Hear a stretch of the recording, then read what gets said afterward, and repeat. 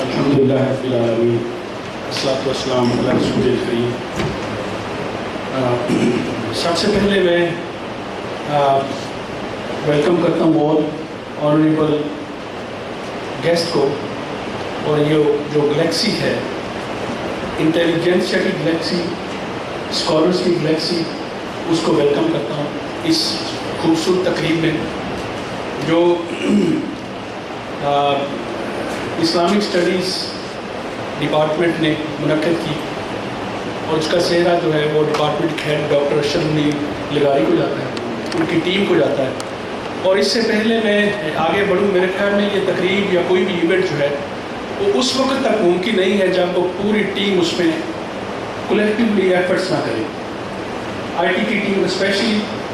اور پھر اس کے ساتھ ساتھ ہماری کوشش تھی کہ یہ جو آنریبل گیسٹ آ رہے ہیں ان کے آنے سے پہلے تھوڑے سے راستوں کو صاف کیا جائے، چونکہ we are not ready to conduct this meeting actually.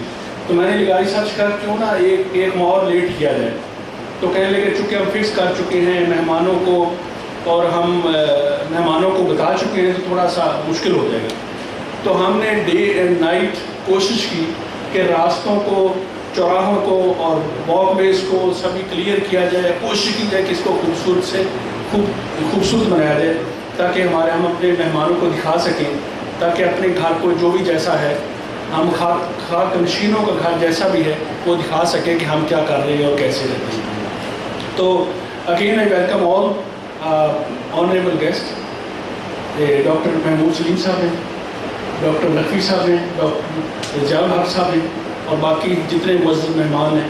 میرے خیال میں آج کی خوبصورت تقریب اس حوالے سے بہت اہم ہے کہ اس کا تعلق یونیورسٹی کے جو پروفیشنلز ہیں یا اسٹاف ہے، فیکلٹی ہے، اس کے ساتھ جوڑا گیا ہے، اور جوڑا کس کے ساتھ گیا ہے؟ سیرت النبی سید محمد مصطفیٰ صلی اللہ علیہ وسلم کے ساتھ۔ اور آج کا ٹاپک اس لحاظ سے اہم ہے کہ آج جس دور سے گزر رہے ہیں، میں سمجھتا ہوں کہ یہ بہت پہلے منعقد ہونی چاہیے تھی۔ آپ دیکھیں کہ یونیورسٹیز جو ہیں یا انسٹیٹیوشنز جو ہیں یہ نالج بینکس ہیں، اور ان کا کام ہے کہ پولیٹیکلی، سوشلی، اسپرچولی سوسائٹیز کو ڈیولپ کرنا، ان کا بہت اہم رول ہے۔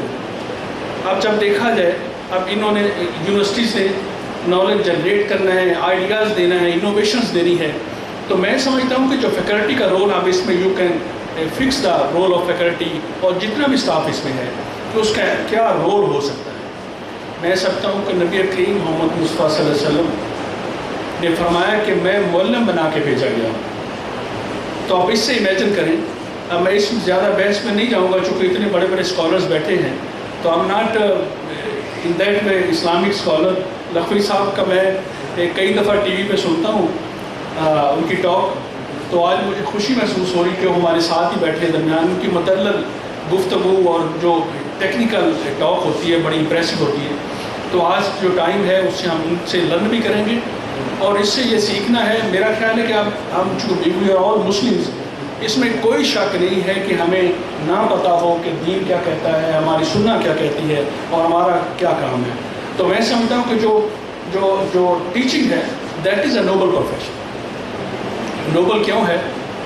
ایک تو نبیوں کا، پیغمبروں کا، رسول پاک صلی اللہ علیہ وسلم جیسے فرمایا کہ میں معلم بنا کے بھیجا گیا، وہی ہمارا یہ ہم کو ایک ڈیوٹی ملی۔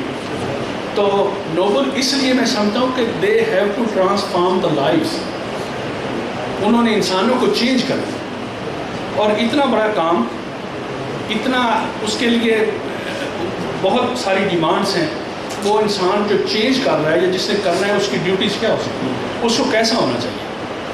تو اتنے شارٹ ٹائم میں 10 سالوں میں نبی کریم محمد مصطفیٰ صلی اللہ علیہ وسلم نے اس خطہ کو، اس کمیونٹی قوم کو پوری طرح سے چینج کر دیا۔ اس کے پیچھے ریزنز یہ تھی کہ آپ ایک کریکٹر تھے، آپ ایک کردار تھے، آپ ایک عملی نمونہ تھے وہ جو پیش کیا۔ تو میں سمجھتا ہوں کہ جب تک ایک یونیورسٹی کا ٹیچر اپنے آپ کو as a role model, as a benchmark, اور اپنا پیشن شو نہیں کرتا، اور اس کمٹمنٹ کو شو نہیں کرتا، اور رسپانسبلٹی کو اون نہیں کرتا، تو یقین مانے کوئی چیز آنے والی نہیں، چونکہ آپ کا امپیکٹ جو ہے دیٹ از کنٹینیوس، وہ ٹرانسمیٹیبل ہے۔ आप जो भी बच्चा है, हमारी कौम, हमारे बच्चे, हमारे बेटियाँ, बेटे, हमारे स्टूडेंट्स वो देखते हैं मेरा टीचर कैसा है। तो जब आप एक करेक्टर होंगे, आप एक रोल मॉडल होंगे, आप एक बेंचमार्क होंगे, तो ऑटोमेटिकली आप देखें हम कहाँ खड़े हैं, दुनिया कहाँ खड़ी है। We are so called Muslims, I am very sorry to से, बिकॉज स्कॉलर्स एंड दीनी scholars they are sitting here, हम कहाँ खड़े हैं जब कंपैरिजन करते हैं।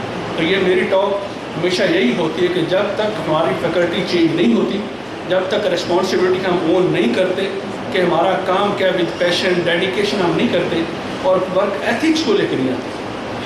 हमने बायोमेट्रिक सिस्टम फिक्स किया, उसके पीछे रीजंस हैं कि लोग काम नहीं करना चाहते, लोग टीच नहीं करना चाहते। अब पिछले साल जनवरी 2020 में एक स्टेक होल्डर कॉन्फ्रेंस हुई, वो मुनक्किद की हायर एजुकेशन ने, in the patronage of minister higher education, वहाँ पे चेयरमैन थे PHEC के भी।